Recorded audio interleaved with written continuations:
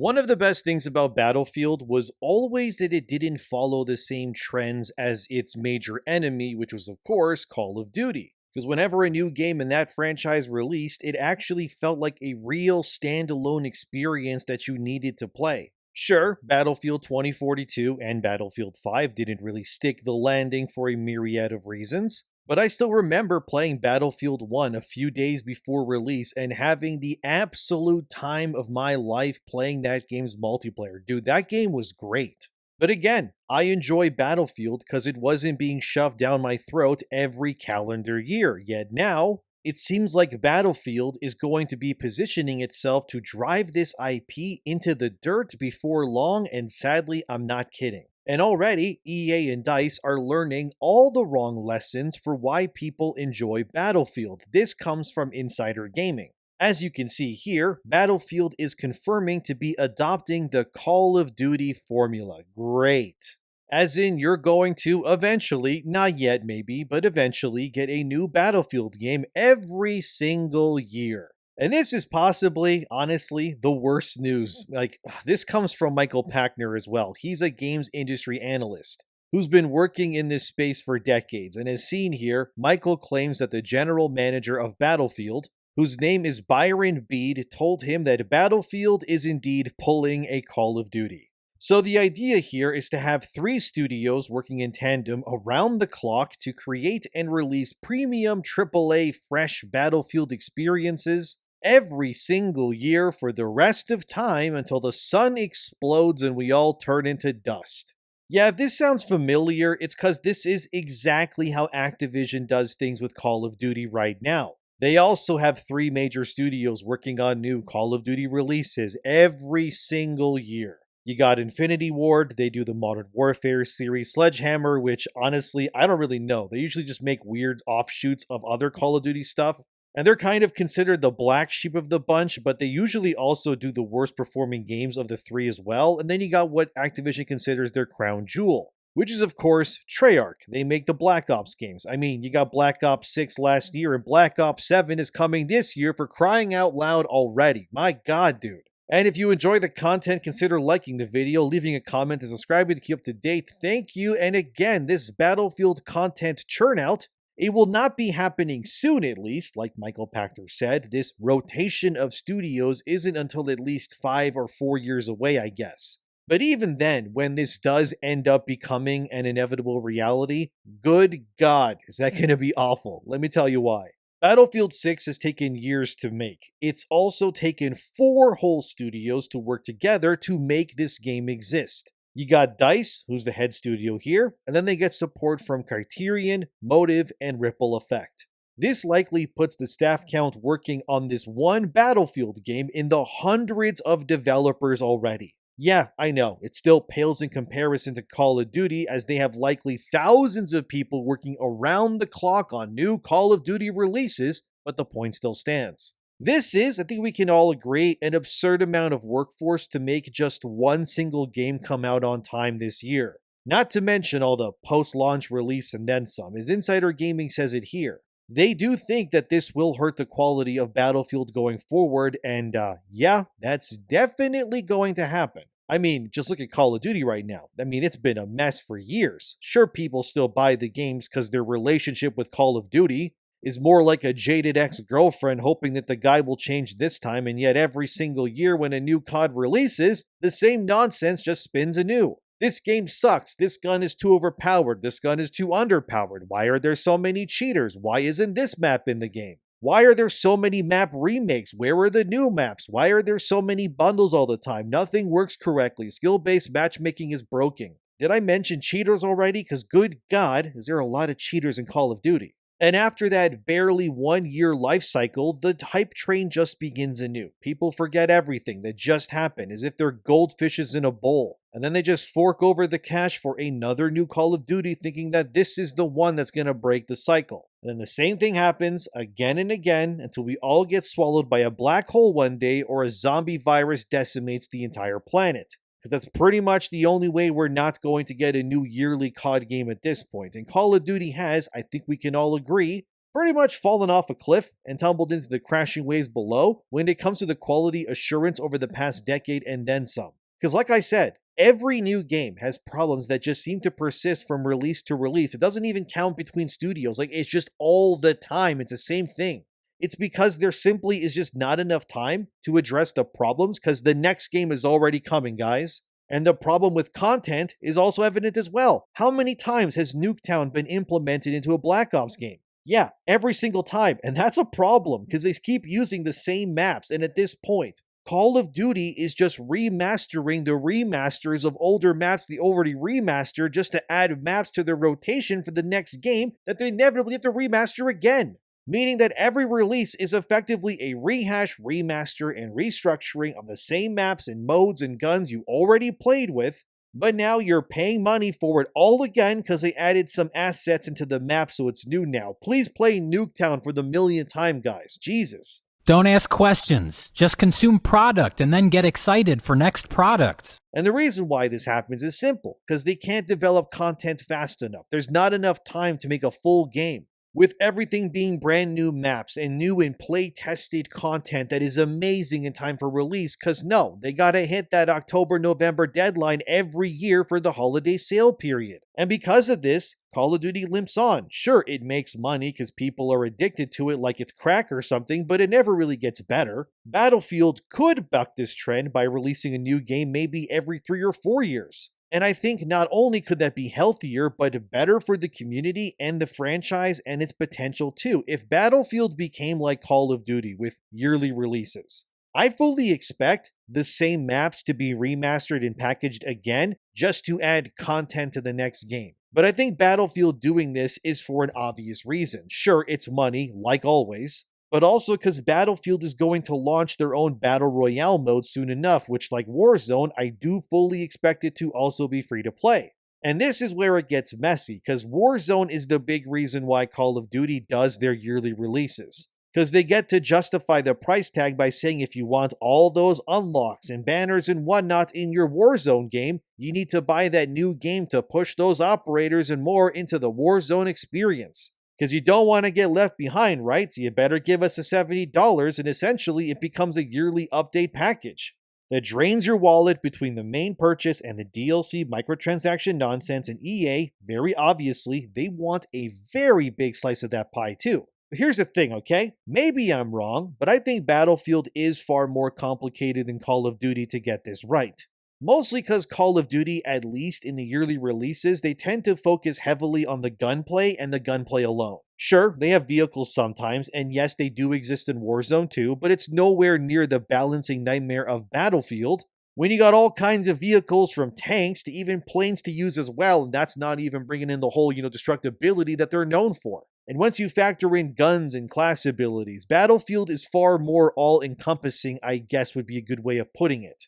I wouldn't say it's better than Call of Duty, it's just different, but now having to balance that and then spread it across multiple games? Dude, that sounds like a genuine logistical nightmare to me. And the other big problem here is, of course, the quality of the experience. Looking at Call of Duty, it's pretty simple. A new game comes every year. So the previous game's problems never really get addressed because the hamster wheel has got to keep turning even if the hamster has been dead and just kind of flopping for a long time now. You know what it reminds me of? It's sort of like how Marvel became with the MCU. At first you had Iron Man. Wow, great movie. Clever writing, fun characters, a great portrayal of Tony Stark. And then Marvel kind of continued that with other hits and so on, but eventually the money was really, coming. The machine had to keep churning. And then Disney Plus happened. Now they needed content for this other streaming service, I guess, so then they made Marvel Disney Plus TV shows. And then characters in those shows started showing up in movies, but if you didn't watch the show, you didn't know who that person was or why they were important in that movie.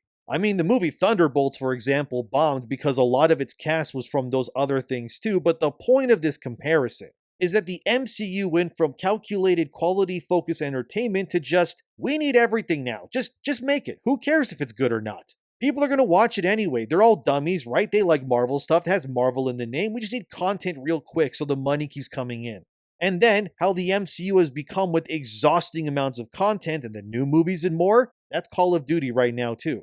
We can't fix Black Ops 6 because why would we? Black Ops 7 is already coming, so just leave the problems, ignore the feedback, just keep going, just keep on going. I mean, we've all been burnt out, we've all felt it before, but the bills gotta be paid, of course, so that's why these games keep getting made. They're just games for money's sake. There's nothing really interesting trying to be said here. It's just we need content to put into the machine so the train keeps going because we can't stop. Battlefield has the power to break those patterns, and by not releasing a new game every single year like Call of Duty does, it would also make the purchase of that latest Battlefield feel less like an obligation and more so that you're buying it because this is a new game that took years to make, so that you can enjoy it for years until the next one and you genuinely want to play it because you've had time to yearn for a new game.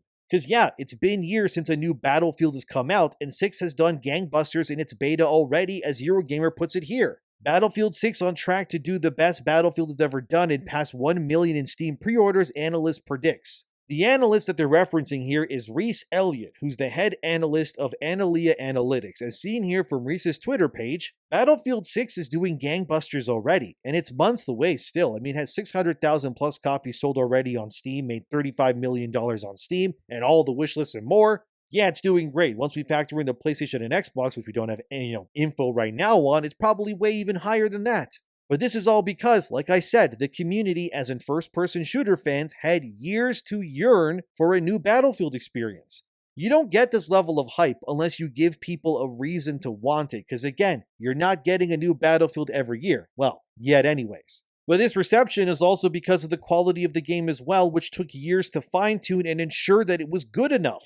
Again, Battlefield 6 has already surged past in open beta player numbers that of every Call of Duty besides Warzone, of course, in pre-release numbers. You don't get that level of hype unless you take your time to truly make something special. As seen here from Alania Analytics, Battlefield is the second most wishlisted game on Steam right now. Yeah, Hollow Knight's Silksong is still number 1 because of course it is, but second place is still amazing. The thing is, let's talk hypothetically, of course, we eventually enter an era where both Call of Duty and Battlefield release new games every single year. Okay, what does that mean for the industry, you think? The reality is that it could go one of two ways. Firstly, it would simply be a race to the bottom, with too many releases from both franchises coming out and oversaturating the first-person shooter genre in a span of a few years. Obviously, Call of Duty won't like this because they've been operating in this space and schedule, uncontested for almost 2 decades now, just raking in the billions. That being said, this could also lead to another potential future, which is that the competition between these two could also make for better products in theory. Because now that Call of Duty would have to direct competition every single year for the rest of time, it would mean that these studios and companies would now have to work extra hard to ensure that they are good enough so that you'll buy them over the other guy. Which could also lead to Call of Duty fixing itself and not releasing complete slop year over year. It would also keep Battlefield on their feet to ensure that they also don't release buggy, unfinished messes like the last 2 times they tried. While it could be a major win for players who love these sorts of games, I do think it will lead to burnout rather quickly. Live service games demand that you spend as much time playing them as possible, we know this, but if you need to juggle not 1 but now 2 live service shooters every single year, trying to max their battle passes and more, I mean, it won't leave much time for you to really do much of anything else in your life pretty much. Which is why this could crater the whole operation going on here, and frankly, I think in the long run, it will really only lead to less overall sales for not just Call of Duty, but Battlefield as well. Like I said, Battlefield 6 is doing what it's doing because they had the time and care to make the things right. You can't do that when you're releasing a new one every year going forward. I mean, in a perfect world, EA would maybe do a new Battlefield, I would say every 3 years. Because it would give each game enough time to marinate, form its community, and really have players commit deeply to that one game until the next one releases and then pushes things further. But, knowing executives, they'd rather have both the short-term game and the potential long-term promises in equal measure. So if Call of Duty can make $1 billion every year just releasing slop, why can't we? That being said, I don't think this will go over well for either of the games. Call of Duty, outside of Black Ops to a degree, seems to sell less in comparison to really any other thing that they make now. Modern Warfare has already lost its pedigree after the absolutely terrible Modern Warfare 3 release, which everybody hated. I mean, at least Call of Duty Black Ops 7 will not be $80 American a release, so that's a good thing at least, as you can see here. But it still doesn't change the fact that Call of Duty as a franchise has already reached peak market saturation years ago. Because think about it, right? None of these games have ever really won Game of the Year. They've never been considered for really any awards ever. Maybe best multiplayer and that's it, which they usually never win anyway. They just kind of exist to prey on the live service players and funnel as much money as possible. It's just not really art that's being made for the love of the game, you know? It's just being made by committee to appease investors. And now seeing Battlefield attempting to do the same proves that EA has honestly learned nothing from their past failures. And that this push, if you ask me, with Battlefield 6, it was never really about bringing players back. It was more so about setting a baseline from which EA and DICE, alongside the other studios under them, could turn this into a yearly content churn-out machine to make as much money as they possibly can. And that is sad to see, but frankly, it's not all too surprising. I mean, EA has already successfully turned other franchises like soccer and American football into yearly releases already. Hell, they tried years ago to force BioWare into becoming a yearly release studio too, but that clearly did not work out as well as we all know. So it's not that surprising that EA would want Battlefield to do the same. However, not only does this stifle creativity, it also turns these companies into pigeonholed release schedule nightmares too. I mean, Activision practically only releases Call of Duty games, besides maybe mobile games here or there, and how long until EA just turns a quarter or more of their entire operations into simply being a Battlefield treadmill to justify new releases every year. I mean, even the studios who are helping on Battlefield 6, they're not new studios. Criterion is known for Need for Speed and Burnout. Now they got this studio known for racers just making Battlefield games. Then you got Motive, as seen here. They're doing this game too. They're also making that Iron Man game with Marvel, and beyond that, they worked on Star Wars and the Dead Space remake. But here they are now, working on Battlefield 6, and I know these studios could hire more people to make smaller projects, but the point still remains that if it takes this many people to make one game meant for one single calendar year release, imagine how much they're going to need to make a new Battlefield every year then. Will this mean that Criterion, Motive, and DICE, could they become the next big three that I guess do this, same like how Infinity Ward, Sledgehammer, and Treyarch do Call of Duty? But then what happens? Would Motive even be able to make another single-player game in the future? Could Criterion still work on Need for Speed or Burnout in the future either? Or will they just kind of forgo all of this and then just make Battlefield until we're all dead? I don't know, man. Seems kind of bleak. It seems like to me that we're losing all of these potentially cool, unique games that could be made with all of this money and development time to chase that live service golden goose, if you will, instead. As Game World Observer says here, at least 1/3 of all AAA developers are working on live service games as of the beginning of 2025 at least, and I'm sure it's more now. And why would EA want to do this with Battlefield? Well, it's because it's how they make their money. Look at this from Shack News in February 2025. 74% of EA's total revenue comes from just live service games. Yeah, that's a staggering number, I know. 3/4, man. Insane. As CNET shows here, microtransactions alone made up 58% of the PC gaming space revenue in 2024.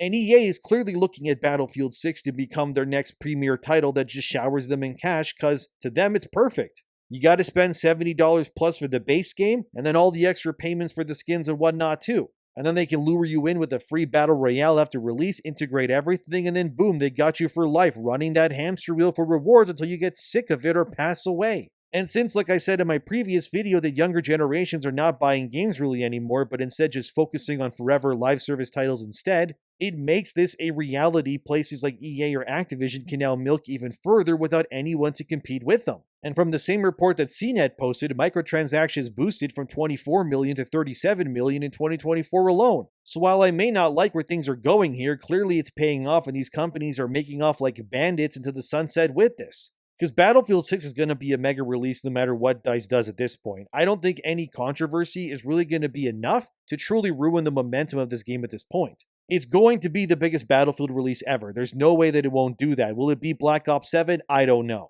But it really doesn't have to either way, because at least for now anyways, Battlefield 6 is all EA will have Battlefield content-wise for at least a couple of years. But I do think if they just support the game, give it the content that it needs, and ensure it doesn't get overrun by cheaters, the community will continue to play and support the specific game for years to come. Like, look, I get it, okay? We all want to make money, but there's gotta be a breaking point here. And if we all end up in a timeline where every single year we have a new Call of Duty and now a new Battlefield game, we're 100% going to reach the point of fatigue sooner rather than later. It's going to be a deluge of AAA slop content once this gravy train gets going. So I guess enjoy Battlefield 6 for what it is, because going forward, if things continue in this momentum, by 2030 we'll be at like, what, Battlefield 9 by then? Jesus, dude, that's insane. Or God knows what they'll do as a spin-off series. Maybe they'll do a modern and World War I or II Battlefield franchise, and then swap between them through the years. Who knows yet? But regardless, it's going to be a lot to play, chase, and buy bundles from, which is what they want anyways.